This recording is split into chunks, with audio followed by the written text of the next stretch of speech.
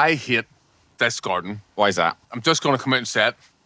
This garden gives us nothing but bother. It's not the lawn's fault. You can't fix it. Ignore him.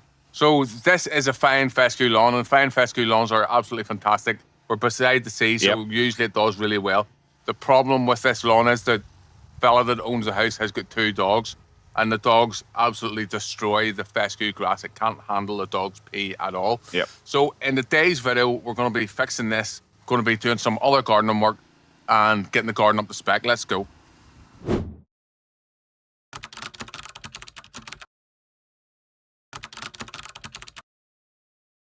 This lawn with the dog pee patches, absolute nightmare. So we have the burn marks here. Looks terrible, really unsightly. But then what happens after that is the weed grasses come in. Poana, Yorkshire fog. So in today's video, we're going to fix the dog pee patches. We're going to be doing a little bit of verticutting to try and hold back the weed grasses. And also, it's just some general tidy up. So we're going to be cutting some hedges and whatnot. First up is verticutting. This is a scarifier that we've had converted to a verticutter.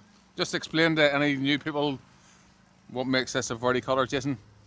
So what makes this as a verticutter is the cartridge in the bottom. The blades are very close together for cutting lateral growth. Later on in the video, we're going to be showing you how to repair these. They'll always grow back for you.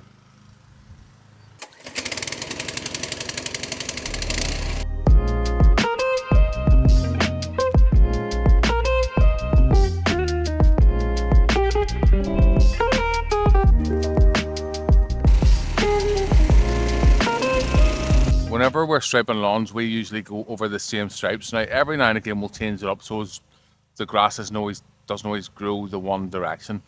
But this lawn here is awkward to cut in a different direction, so it usually ends up with us always going over the same stripes, and the grass starts to lie over.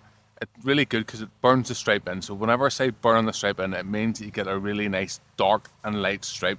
But the problem is the grass lies over, so that's why we're verticutting against the stripes, so we're pushing the grass back up again. Now let's have a wee chat about these weed grasses. So the reason we don't like this, it looks different than the rest of the lawn. That's number one. It's lighter in colour. It just stands out like a sore thumb.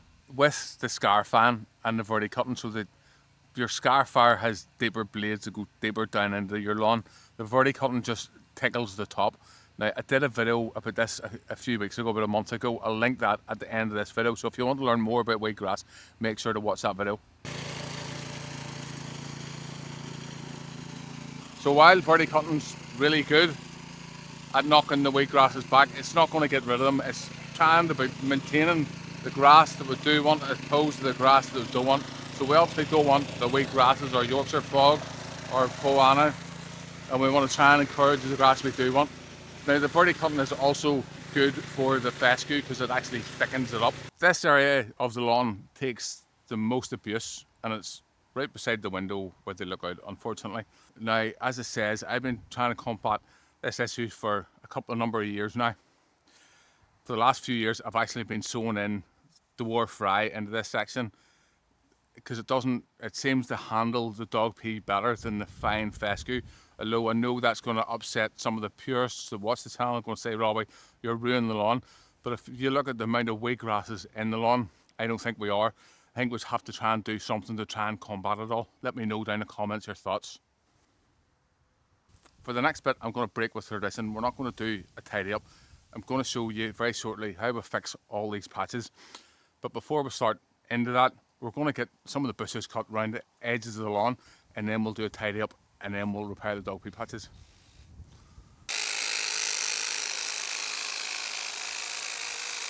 We've been using this crest stuff now for a year, and a lot of people in the comments have been saying that the backpack is a bit of a gimmick. To me, it's not. It takes some weight out of the machine, which helps with the arthritis, and also with the bigger battery on the backpack, I can cut for longer and not have to worry about changing out the battery.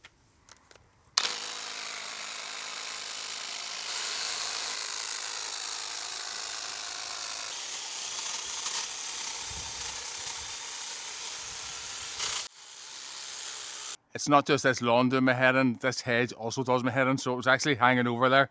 So come on over what I'm doing, we're just taking that off and straightening it up.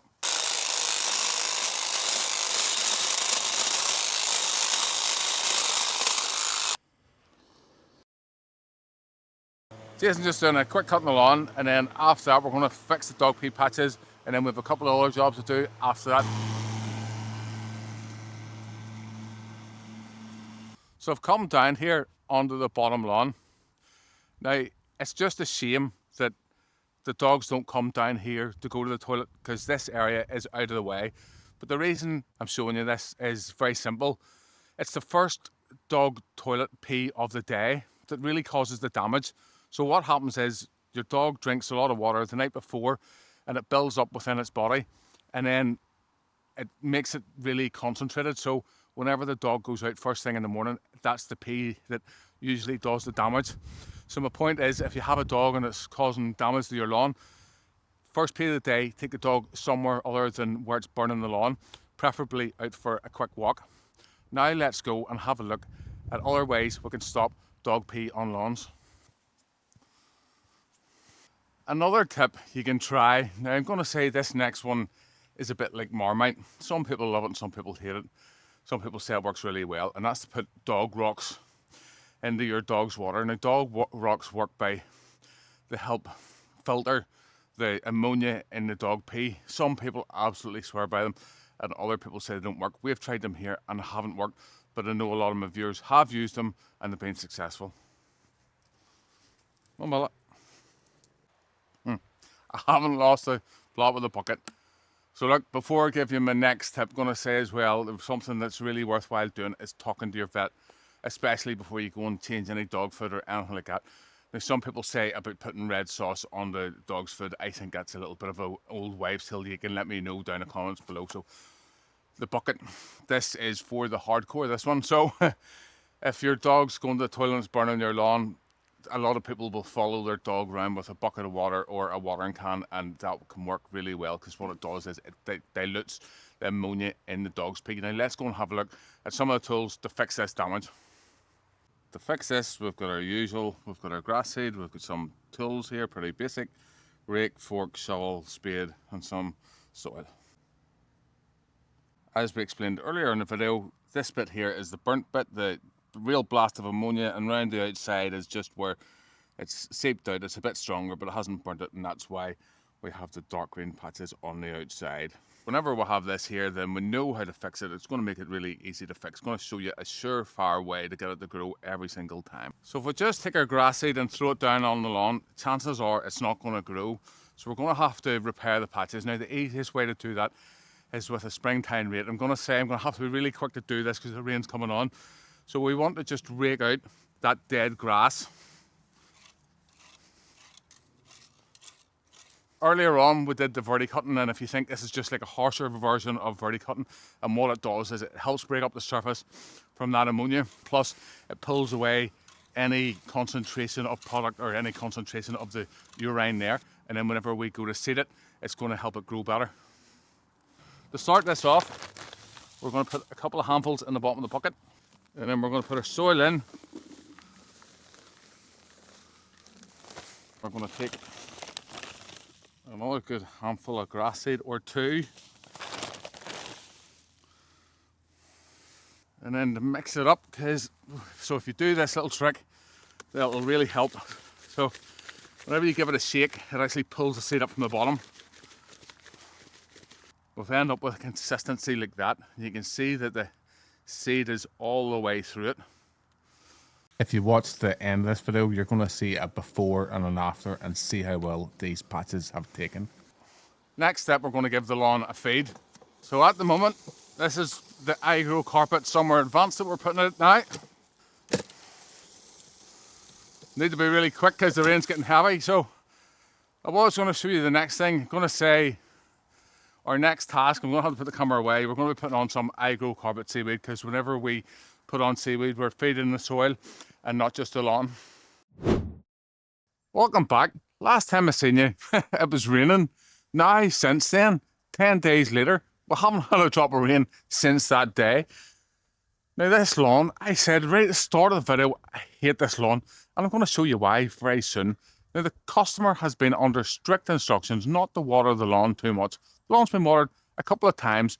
We don't want to water the lawn too much, so there's a bit of a balancing act here. Some of our good work is maybe going to get undone a little. But it's really important. So as we know, the lawn is full of our weed grasses, our Poa Anna, annual meadowgrass, POA, whatever you like to call it. If we overwater, we're going to make that problem worse. So I've decided to take a hit on some of the work we did, plus the dogs have been working their magic in the background. Let's go and have a look at that now. At the very first area where you walk on, this bit here hasn't been watered, so if the rest, the sprinkler obviously hasn't reached to here. It's just been a bit of an oversight. You can see the rest of the lawn is nice and green apart from this area here. Look what we've got in the lawn. More landmines. The areas we seeded, they're starting to take, but they're not growing that well. And that's because we haven't really been watering the lawn. If we take a walk on down to the bottom of the lawn, you can see more burn marks on the lawn.